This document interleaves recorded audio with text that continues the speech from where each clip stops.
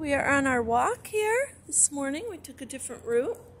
We are at 99. We got a nice little display here. And this is their clock is off a little. But these are what the trees are looking like this side of town. The leaves, Sophie, the leaves are almost gone on a lot of these trees. Some of them still, they're holding up for Vermont. I think they're holding on. Now those over there have no leaves at all. Okay, our sky is a little cloudy today. It's a nice, gentle crisp of a Saturday morning.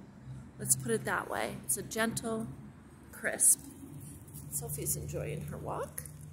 Yeah, enjoying her walk. This little area, they have a little bench and some rocks over here for decor.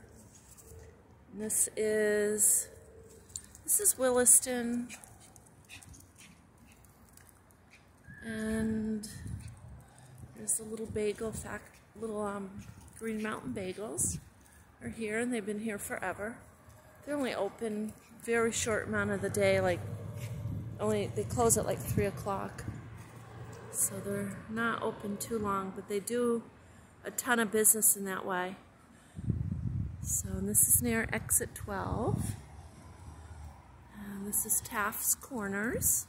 That's what this is called, Taft's Corners.